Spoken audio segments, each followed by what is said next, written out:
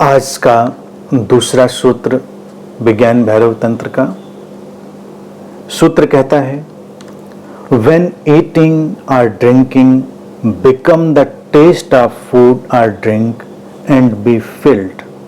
कुछ खाते या पीते हुए भोजन या पेय का स्वाद ही बन जाओ और आपूरित हो जाओ, भर जाओ।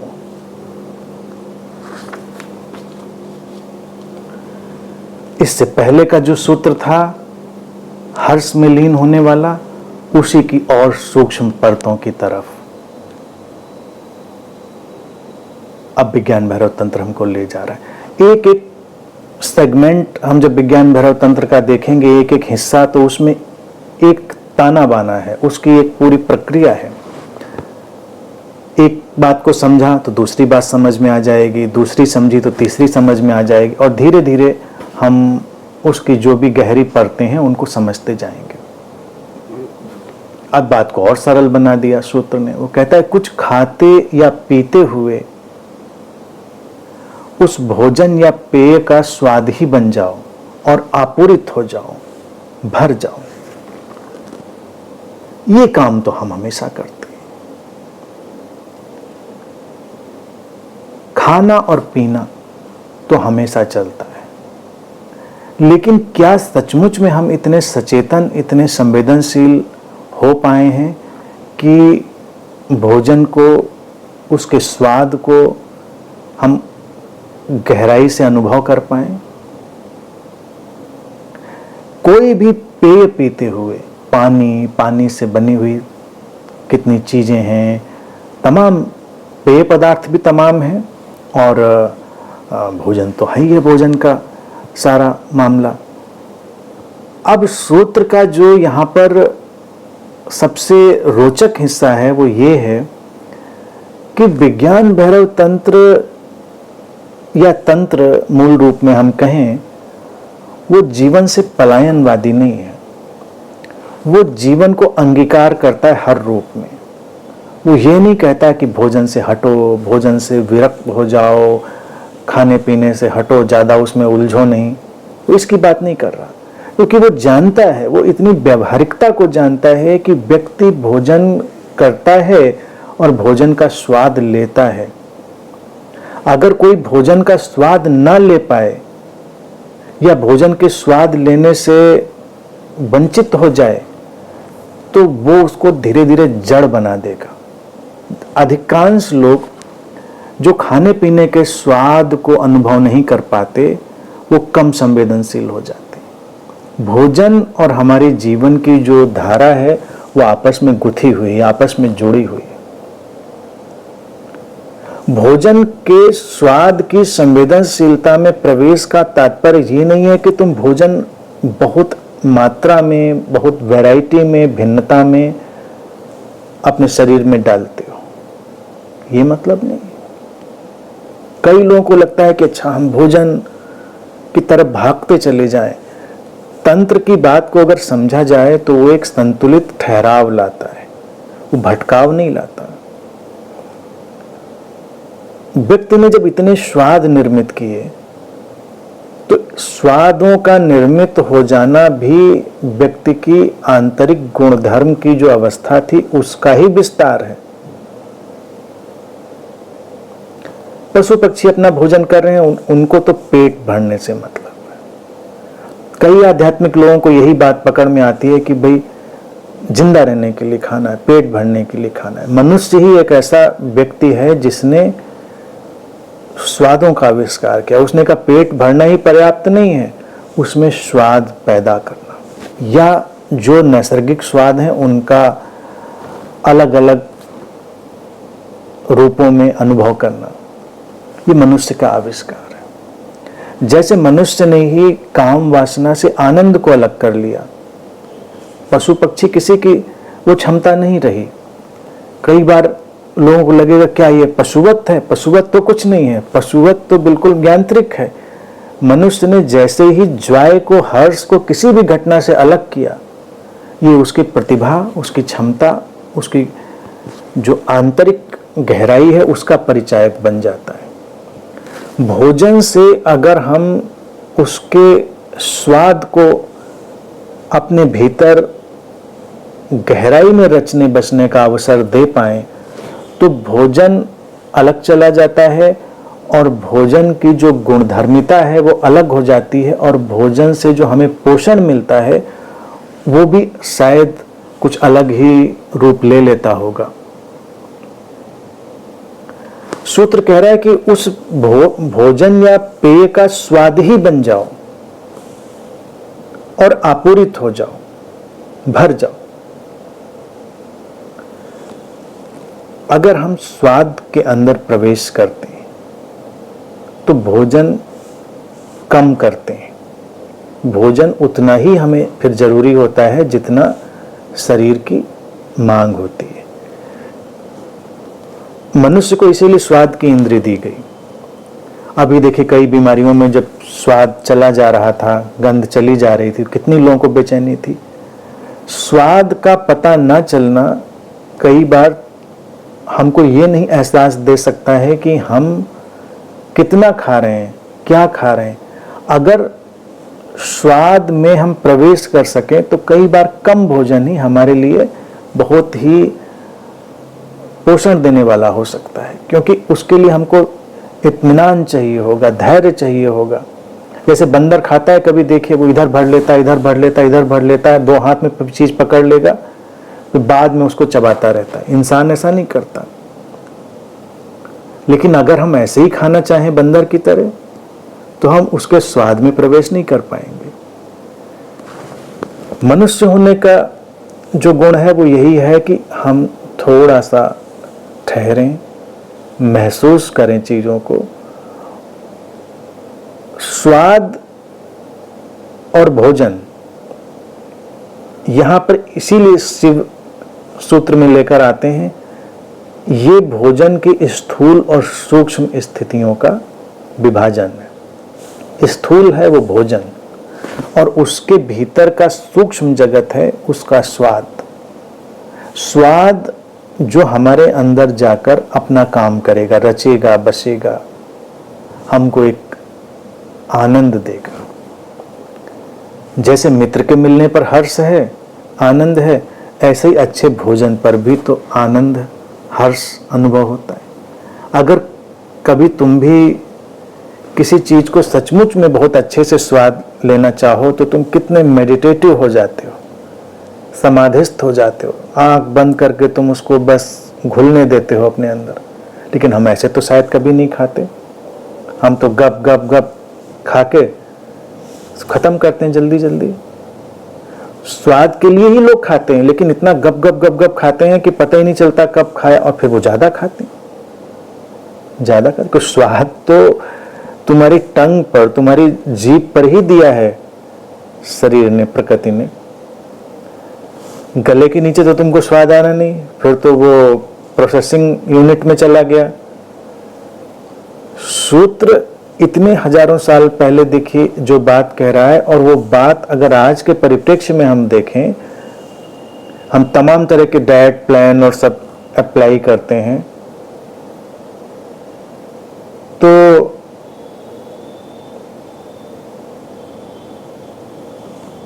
उनके बजाय अगर हम इस ध्यान सूत्र का उपयोग करें तो हमारी डाइट वैसे ही हो जाएगी, स्वाद में डूबे। हाँ, एक ऐड अभी बात जो हुई कि एक ऐड ऐसा कुछ मैंने भी देखा है जिसमें अच्छा शूट किया है उसको, उस ऐड की तारीफ होनी चाहिए कि जब आप मुंह पर कोई चीज रखते हैं जबान पर तो एक्सटेटिक हो जाते हैं, बिल्कुल समाधिस्थ हो जाते हैं। जिसने भी उसको शूट किया, अच्छा कंसेप्ट लिया। तो हमको ऐसे ही समाधिस्थ हो जाना है, एक्सटेटिक हो जाना है, उस एक्सटेसी में जाना है, उसमें डूबना है। अब ये बात स्वाद के विस्तार को कैसे प्रकट करेगी, इसको देखें। एक ध्यान मैंने भी कई बार कराया है और प्राचीन ध्यान है, उसको नए नए ढंग से कार्व करके सामने रखा गया। कोई भी भोजन तुम्हारे हाथ में हो तो उसको महसूस करिए, उसकी संवेदनशीलता को महसूस करिए, भोजन की सेंसिटिविटी को। एक वियतनामीज मास्टर हैं तिक न्यात हन, उन्होंने इसको बुद्ध की देशनाओं से लेकर एक डिजाइन किया था ध्यान को, एप्पल मेडिटेशन। कहते हैं हाथ में तुम सेब लो, अब या कोई भी फल ले सकते हो, कोई भी भोजन ले सकते हो, कोई भी अपना भोजन की सामग्री, लेकिन जैसे एप्पल का ही उदाहरण लीजिए, महसूस करो उसको, उसके अंदर बहते प्राणों को, उसके जीवन को महसूस करो, और फिर वो एक सेब जो तुम्हारे हाथ पर है, एक एप्पल, वो तुम्हारे लिए पूरा जगत बन जाएगा। क्योंकि जब तुम्हारे हाथ पर, तुम्हारे हाथ में वो एक फल आया है, उस फल में क्या क्या नहीं शामिल हो गया है। कभी हमने इस तरह से देखा नहीं होता है, हमारे सामने तो एप्पल आया, धुला, काटा, कच कच कच कच खा गए, बात खत्म हो गई। कोई भी फल हम ऐसे ही खाते हैं, लेकिन थोड़ा ठहरे अगर हम, तो उस एक फल में, उस एक सेब में पूरी दुनिया शामिल है, पूरी कायनात शामिल है। उस पेड़ ने कितनी ऋतुओं को देखा होगा, सर्दी, गर्मी, बरसात, बारिश, धूप, बादल, वो सब शामिल हैं उसमें। हवाओं के अलग अलग ढंग वो शामिल हैं। जिन जिन हाथों से गुजरा वो सारे हाथ शामिल हैं। बहुत कुछ शामिल है उसमें। यानी कि एक फल भी जब हमारे हाथ में होता है तो पूरी कायनात के ताने बाने से गुजर कर एक बिंदु के रूप में वो हमारे हाथ में आया होता है। उसकी जीवंतता बड़ी व्यापक है, वो जीवन का हिस्सा है, और यहां जीवन ही जीवन को पोषण देता है, चाहे वो फल हो, सब्जियां हो, या इवन मांसाहार भी। अच्छा है, बुरा है, करना चाहिए, नहीं करना चाहिए, वो एक अलग विषय है, सूत्र उसमें नहीं जाता। सूत्र कहता है बस उसके स्वाद में उतरो, और स्वाद में उतरने के लिए संवेदनशीलता में उतरना जरूरी है। अतिशय अतिशय रूप से संवेदनशील हो जाओ। रोटी का एक टुकड़ा भी, सामान्य रोटी का, अपने मुंह में रख के देखो उसके स्वाद को, और वो रोटी केवल रोटी नहीं है, प्रक्रिया, खेतों में उगने का सारा कार्यक्रम, पानी, जमीन, आसमान का जो संसर्ग है उसका, उस सब के माध्यम से गुजर कर तुम्हारे हाथ में आकर प्रोसेस होकर जिस भोजन ने उस रोटी का रूप लिया है, उसमें पूरी कायनात शामिल हो गई है। उसमें जीवन धड़कता है, प्राण धड़कते हैं उसमें। जब इस ढंग से हम अपनी संवेदनशीलता को विकसित करेंगे, तब उसके स्वाद में हम डूब पाएंगे, उसका स्वाद ही हो पाएंगे।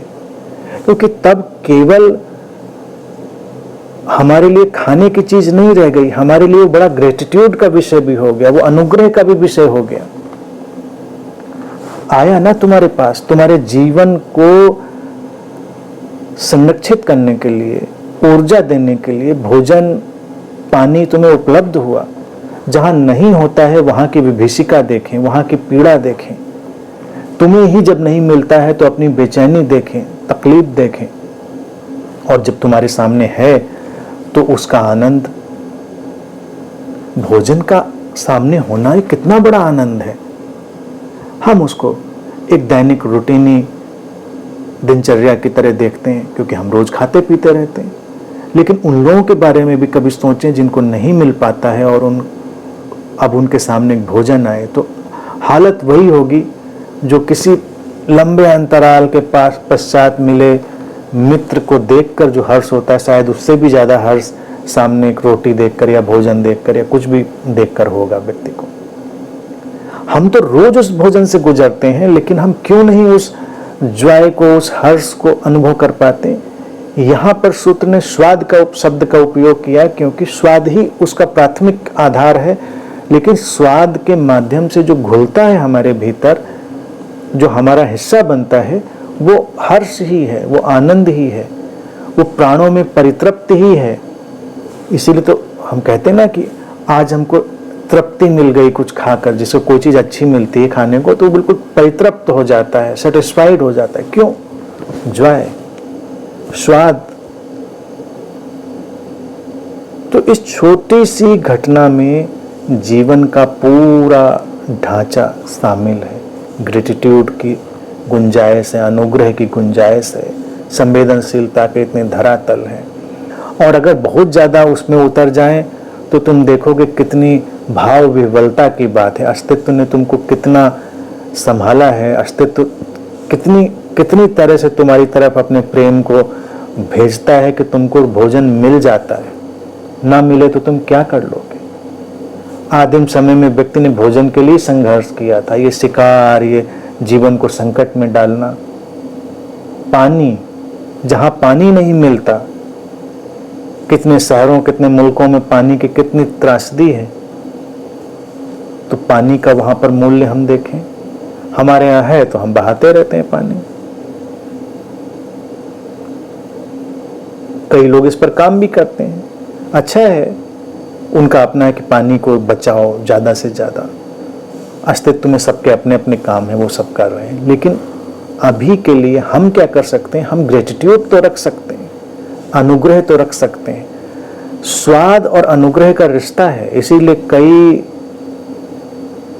जो साधना परंपराएं हैं उन्होंने भोजन के साथ प्रार्थना को जोड़ने की कोशिश करी। भारत में भी रहा, सनातन परंपरा में भी, कि भोजन करने से पहले ठहरो, थोड़ा प्रार्थना पूर्ण हो, फिर भोजन की तरफ बढ़ो। ये नहीं कि बस लपक कर भोजन को लिया और गड़प कर गए।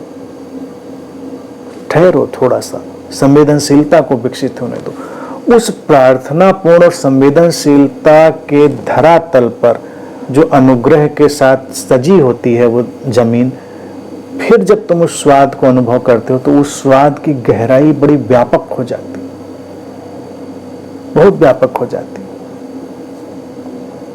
कभी कभी जिन लोगों को भोजन खाना बनाना नहीं आता और उनको मौका पड़ जाए खुद बनाने का, तो दूसरों के बनाए हुए खाने में तो बड़ी मीन मेख निकालते हैं, ये ठीक नहीं बना, वो ठीक नहीं बना। अपना कुछ भी आड़ा तिरछा टेढ़ा मेढ़ा कुछ भी बना लें वो, और फिर जब उसको खाते हैं तो उनको बिल्कुल स्वर्ग नजर आ जाता है। उनको तो क्या चीज़ हमने क्या बना ली। और वही दूसरे की तारीफ करने में उनको बड़ी समस्या आती है, हमेशा मीन मेख निकालते हैं। लेकिन खुद कुछ भी उल्टा सीधा बना लें तो उनको बड़ी खुशी मिलती। क्यों मिलती? क्योंकि अब तुमको उसका मूल्य पता चल गया, उसका जो उसके अंदर प्रयास लगते हैं वो तुमको पता चल गए।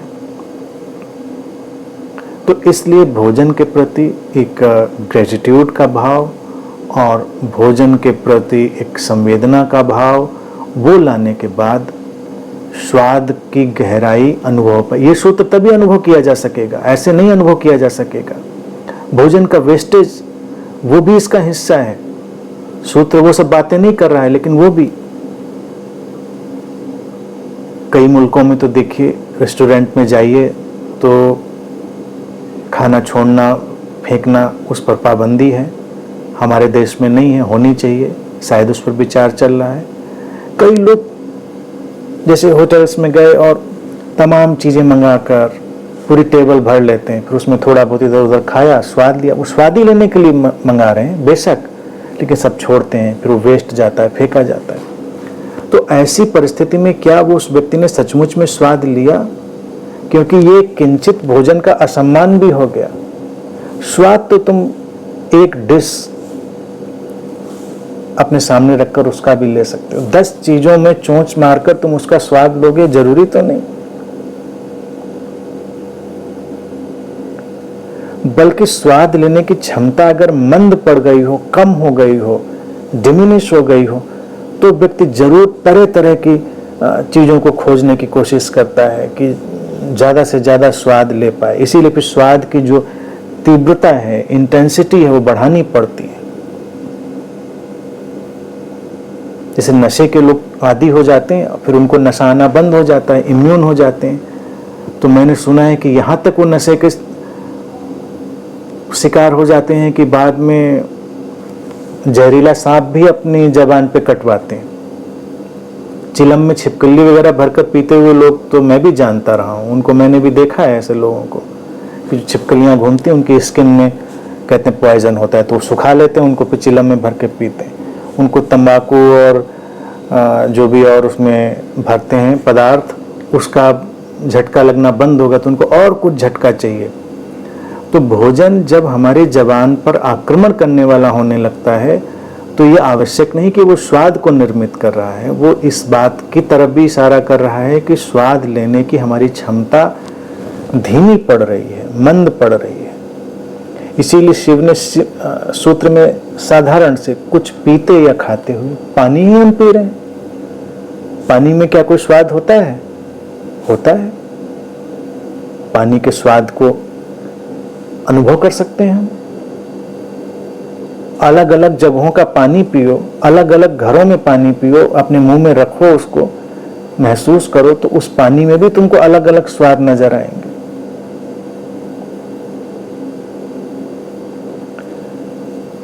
इस सूत्र की जो ध्यान विधि है वो यही कहती है कि ये हमारे दैनिक जीवन का हिस्सा है, भोजन पानी। अगर इससे हमने उस जॉय को एक्सट्रैक्ट किया, अलग किया और उसमें डूबे हम, तो फिर हमको किसी अलग से ध्यान की जरूरत नहीं है कि आप अलग से कोई ध्यान करें। आपको तो रोज ही परिस्थितियां उपलब्ध हैं। कितनी बार रोज आप पानी पीते हैं, कितनी बार या जितनी भी बार, मतलब 2 बार 3 बार आप भोजन करते हैं, तो बस उसके स्वाद में लीन होना, उसके स्वाद में पूरी तरह डूबना सीख लीजिए, तो सारी बात हो जाएगी। शिव ने एक बड़ी महत्वपूर्ण बात इसमें यह भी कह दी सूत्र में, विज्ञान भैरव तंत्र के सूत्र में, कि भोजन या जो हमारा पीने का है, पेय है, खाते पीते हुए, उसका स्वाद ही बन जाओ। अर्थात आजकल जो हमने अपने डाइनिंग टेबल पर कल्चर छोड़ दिया है, उसका ही यहाँ पर रेसरेक्शन, पुनरुत्थान होने की बात वो कह रहे हैं। उसको हमको रेसरेक्ट करना है। खाने का जब भी कोई आयोजन हो तो लोग केवल बातें करते हैं। कैसे स्वाद और कैसे उसका हम पूरा जो स्वरूप है उसमें लीन हो पाएंगे। कुछ लोग टीवी देखते हुए भोजन कर रहे हैं, कुछ लोगों को बात करने के लिए ही खाना चाहिए होता है। डाइनिंग टेबल बात करनी है तो कुछ खाते पीते हैं, तो खाना पीना अलग चलता है, बातें अलग चलती हैं। और ये बात तय है, जो आज के तमाम आधुनिक रिसर्चेज हुई हैं वो ये बताती हैं, अगर आप भोजन को डिस्ट्रैक्ट होके खाते पीते हैं तो आप के शरीर को पोषण भी नहीं मिलता और आप मोटापे के शिकार भी होते हैं। ओबेसिटी का बहुत बड़ा रीजन है भोजन को इत्मीनान से ना करना। तो अगर इस विधि को हम सीखें तो ये ध्यान की तरफ तो ले ही जाएगा, शरीर मन के स्वास्थ्य को भी लाएगा। मन का स्वास्थ्य ये कि अगर भोजन से हमको एक परितृप्ति मिल जाए तो बहुत बड़ी परितृप्ति हो गई, और शरीर अगर स्वस्थ हो जाए तो ये तो बहुत बड़ी संतुलन और तृप्ति की बात है। तो भोजन करें मेडिटेटिवली, चुपचाप, साथ में भी करें, लेकिन साथ में मौन होकर भी तो बैठ सकते हैं। जरूरी हो तो एक आध बात कर ली, बोल ली, नहीं जरूरी है तो नहीं बोलें।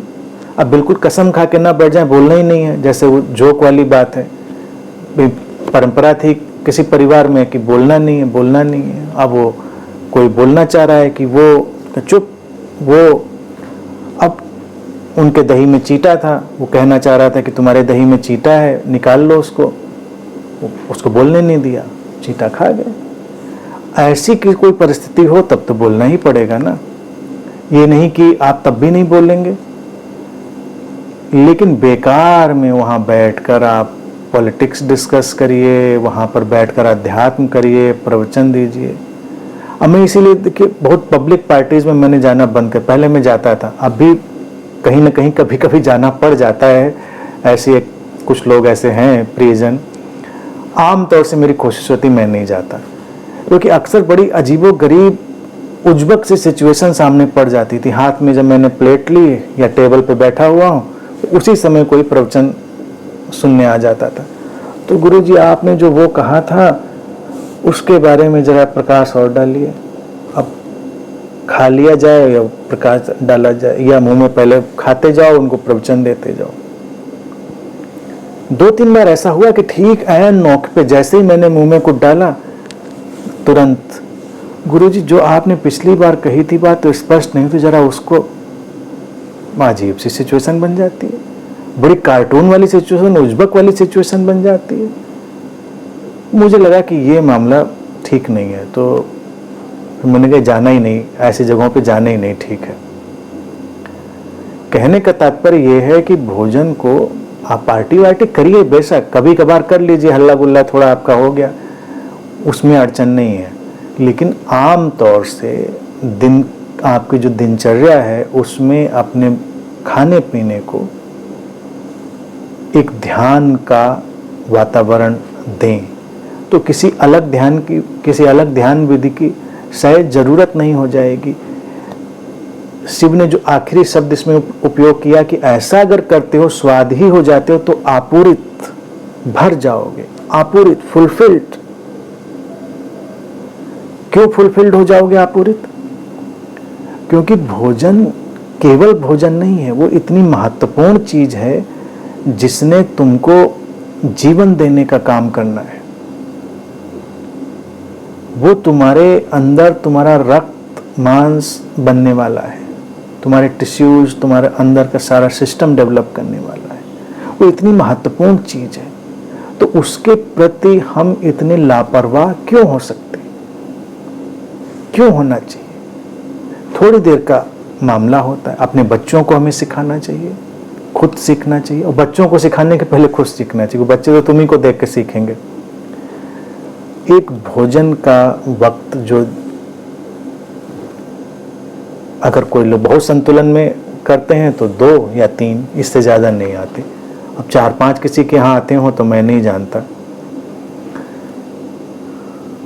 जितना भी होता हो उसको मेडिटेटिव वे दीजिए, उसमें लीन होना सीखिए, ग्रेटिट्यूड सीखिए, वहाँ पर प्रेयरफुलनेस लाइए, सेंसिटिविटी लाइए, और अपने मौन के साथ, उस सचेतनता के साथ स्वाद को गहराई से अनुभव करते हो, तब आप थोड़ा धीमे हो जाएंगे, स्लो हो जाएंगे।